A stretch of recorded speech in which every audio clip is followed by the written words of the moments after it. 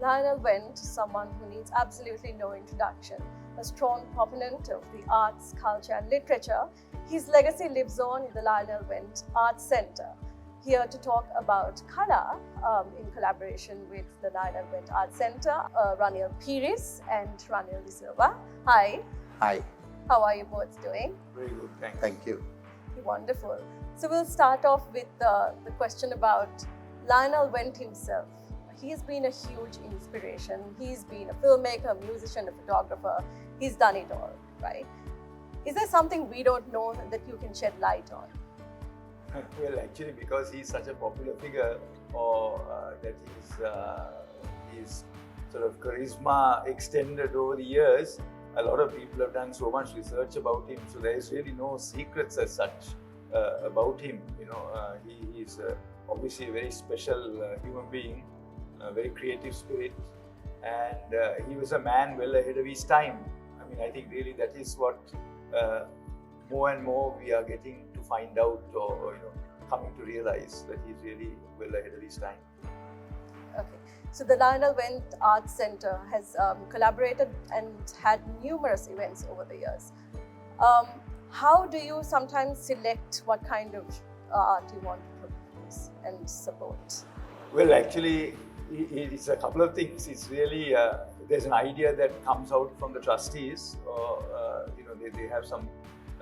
We are governed by certain objectives, and so once we identify something that's needed to be done that meets our objectives, the rest is really mostly accidental, because it has to be a right fit, right? So when you get together with somebody, it has to work for the benefit of both parties, and so I think that is really, so it's really sometimes mostly an accident. But the idea germinates from the trustees about that we need to collaborate on a particular aspect of the arts, or to bring the centre to a certain to achieve certain goals, and so that's how we sort of basically get together with it. Okay, can you tell me a little bit about the Lionel Wendt Memorial Fund and the work that you do?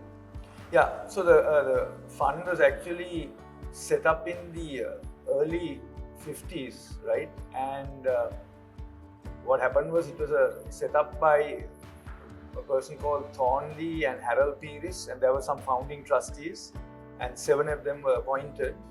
And fairly soon after that, it got special status, which is to have as a trust. It was a non-for-profit trust, and after the trust was set up, the trustees decided that it was time to do something in his memory.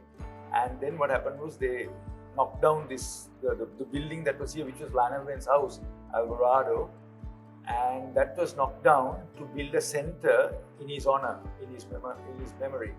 And it was obviously built with the idea of achieving what he really wanted to achieve with his art, which was to try to encourage people to take part in the performing arts, the visual arts, and all of that. So this centre really is a legacy to him, so that people can come and showcase their work to the public at large. And it is, we believe, relatively easily accessible to the public at large. Okay, lovely. Ranil, tell me a little bit about how that came about. Basically, as Ranil said, that we've realized as a trust, we've been actually managing the centre for a long time and operating the centre, as it were. And we realized that part of the objective of the trust is to propagate the arts, support the performing arts and the various arts. So as a result, we've started on a path of doing stuff like that. So we had the Lionel Wendt Festival of Arts, or the performing arts, and we had a festival recently where we had dance performances, Sinhala play, English play, and stuff like that. Similarly, art is an important aspect of art. Personally, I had gone to the Royal Academy in London for their summer show, and I thought it was a very inspiring exhibition. And coming back here, one of our requirements was we have the theatre, which is very popular, and then we have this gallery which is popular but not necessarily in the right space. After that, So, and we felt that theatre needed to come to life. So I suggested an exhibition based on the basis of the Royal Academy summer show. But when putting it together, the trust agreed with it. But when I contacted Saskia about finding the curators, etc. for it, she said she doesn't mind taking it on. So that sounded really good to me. Less work for me, and also got somebody who's engaged in the art. So really the exhibition itself is put together by Saskia and her South Asian galleries or whatever she has, and she is very much engaged with the art world. She's part of the Delhi Summit, she's part of the Dhaka Art Fair, those things, and also she's goes to this show called Freeze in London. So through that, she has created a good network of people, and then she was able to engage with them and also understand how this knows what should be done. Because she had also been in her head working on something of this magnitude. So that's how the whole thing came. We've actually, the idea was born and the idea was shared, and then it went to larger proportions in partnership with Saskia Fernando Galleries. No. Can you tell us a little bit about some of the artists who will be featured? So basically, for the first exhibition, this exhibition is curated by Miriam Begum, and we had Sandini Poda, who's the curator of the Guggenheim in Abu Dhabi, guiding us. So that's how this level of the whole program. They decided to go with, I think, 4 sets of Lionel Wentz, that the force, like his technique, the way he looks at the human body, how he looks at the environment. So they've taken those pillars as the starting point for each of the exhibitions that you're seeing. So, and how Lionel Wentz's work in those areas have influenced numerous artists. And artists from the 43rd group like George Keith and Ivan Peiris, Manjushree, that lot, as well as contemporary artists like Mona Carter, Tenuara, Kingsley, and people like that. So it's a cross-section. So it's, I would think that after a long time we have all the masters or the greats of yesteryear and the living artists of today showing work here. And also the program engages with lectures in the hall. So we've had different curators, different people talk about different aspects, including a lot of discussion on Lionel Wentz, the 43rd group, etc. Then we do curated tours, we're doing workshops, we're doing our pop-up dinners. The first one is tonight at Guinea, featuring Tenuara. So we created like a whole festival or active program around Kala. So a lot of these programs typically attract a certain demographic. How do you plan to ensure that, at least going forward, that this is more accessible to the larger general public? I think that the larger general public is possibly the ones who are coming the most here. Oh, okay. So let's get general public, as in people interested in the arts, like the students. Like I believe there's a bus load of students from the Jaffna University coming, just purely to see the exhibition. So and then we've been working with the University of Fine Arts, etc., to have them come, and that's why we made it free for students and stuff like that. But yes, participation can grow. In fact, at the moment, I'm discussing with Saskia how we're going to move that up. Like we're trying to talk to the schools to get them in. Like today, I have arranged for a curated tour, and there are about 25 to 30 people who are joining the tour. So I would encourage people to sign up for a curated tour and come, because then your understanding of the exhibition will be greater. So I think over the years, the Lionel Wentz Arts Center per se, or the Center for the Arts, has always been having its doors open to the public at large. I think I referred to it earlier on as well. It's not an exclusive or elitist type of place. People are very comfortable to come here, and we have observed even the Sinhala theatre and the Tamil theatre, or the vernacular, as you might want to call, they do so many productions here, and we try to price ourselves though it being a struggle sometimes, to keep it at a very good value. So I think our value that we offer the center for people to have their various either the exhibitions or their performances is relatively reasonable in terms of what is out there in the marketplace. So I think we've always had that, and Ranil Wendt was a kind of a, even though he may have been sort of a rather sort of artistic figure or rather, but I think he was a very man of the people. So when you talk of the larger population, I think if you take a look at the center, we have, I think every month we have several singular theatre productions. So it's preferred location for that kind of stuff. I thought when you're talking about the exhibition, we need to drive footfall. So since this is the inaugural edition of Kala, have you had any plans of what you will do next time? I think that the content of the exhibition is very much the domain of the curators and our collaborator, which is Saskia Fernando Galleries. So what they will do next time, we are not, I enjoy art, but I'm not competent to mount an exhibition. I can say that for all the trustees, because the trustees have been mostly selected for the fact that they're trustworthy in a sense, and that they would have a creative, have a strategic vision for the center, right? And manage the center because it's a very valuable piece of real estate. And if you are commercially minded, you could put up a high-rise or something and really monetize it. But that's not the purpose. The purpose is very clearly for the arts, and and it needed to be there for the arts. So I think our trustees don't have some of the skills maybe that we need to. So we need to outsource those, and that is why somebody like a Saskia, a young person. I mean, even if I was to make a sort of a flippant comment, the center opened, I think, its doors in '56 or whatever, and from '56 to say 2000s is a long time, right? So 70 odd years, and in the 70 odd years, things tend to get old, or people get old, and things get old. So by getting somebody like a Saskia involved, the trustees felt is a relatively good thing because it's a young person, and if you can get young people and the trustees leave some of the content to her, we really can only give it direction, offer the center and give it direction. So the actual what has been curated, what has been put on offer, we are not necessarily competent to do. And it's not what we've selected.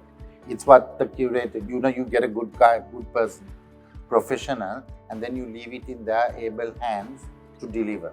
If we try to interfere with what we're going to end up with a half-baked product. In areas where we can provide them, so we are providing them the center, we looking after the financial aspects of it. Since I come from an advertising background, I'm helping with the communication side of it, work with Saskia to raise the money for it. Then that kind of activity we were involved in. But what you're seeing and what next year will be is completely under the guidance of the partners. One of the important things I think we've got is that, again, thanks to the collaboration that we've achieved, like the curators of MoMA, the curators of the Guggenheim, people from Christie's, and so many others like that have come for the exhibition. And from them, I have had feedback. There is a great deal of excitement and wanting to do something to help the center. So in that, it's a big positive for us. We have a large archive of Ranil Wendt's work, and there again, like I said, our trustees, so say he comes from an advertising background, I come from a corporate background.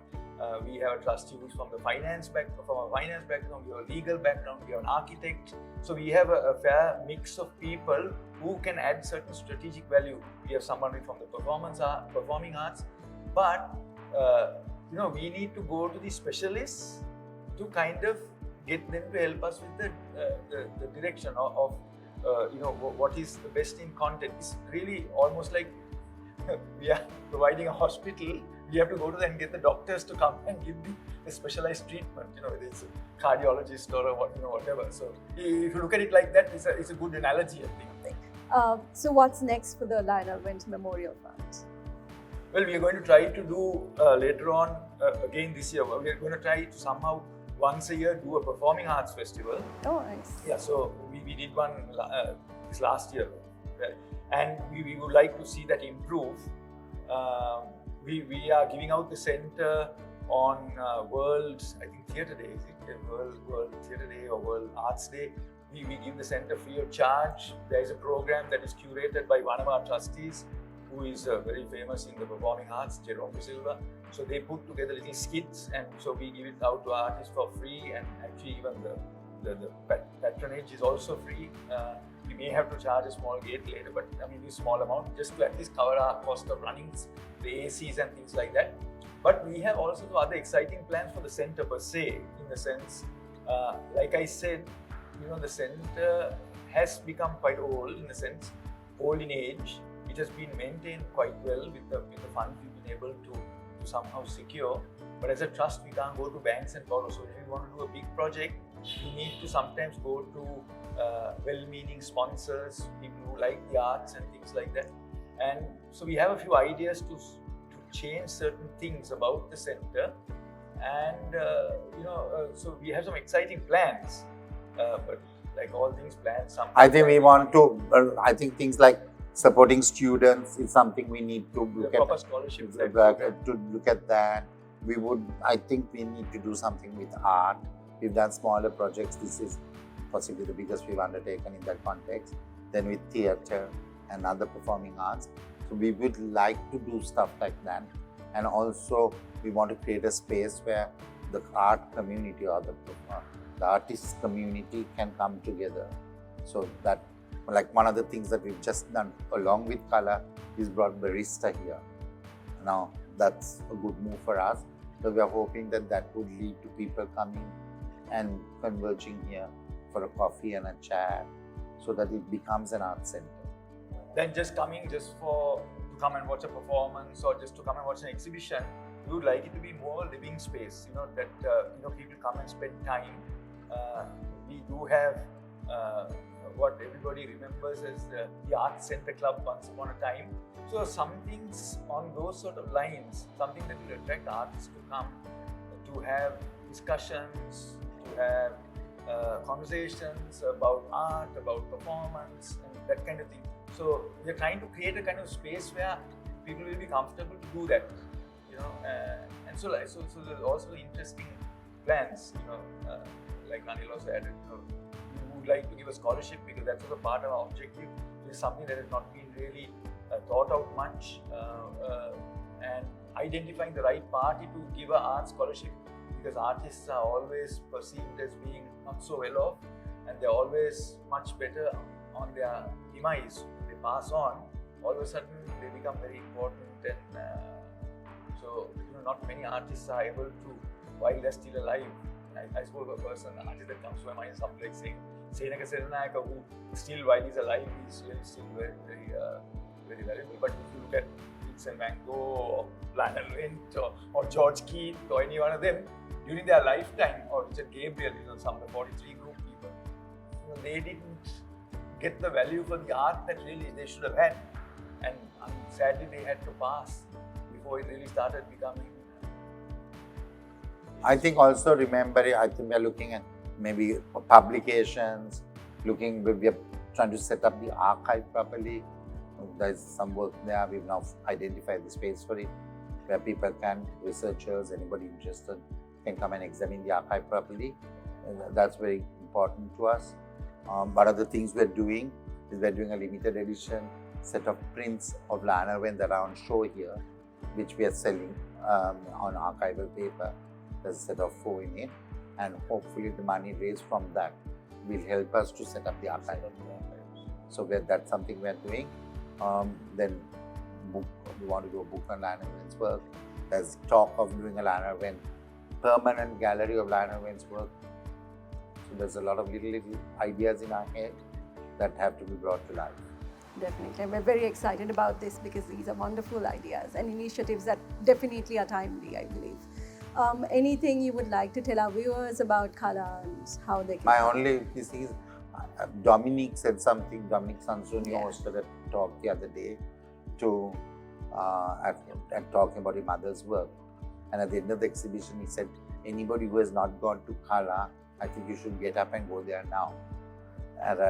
And I would say that because the purpose of the exhibition is to share this great heritage of ours and the creativity, the talent in this country. But if it is not seen and appreciated by a large audience, then our efforts are not as successful. So right now the requirement is for more people to come to the exhibition because there's a lot to see, there's a lot to appreciate. They can sign up for a curated tour, and so my remark would be, I hope that people who see this discussion, children, school children, college students, seniors, whoever, you should come and have a look at Kala. Certainly. Thank you for the very interesting and very enlightening discussion, and we hope to check out Kala as well. Thank you. Thank you very much. Thanks.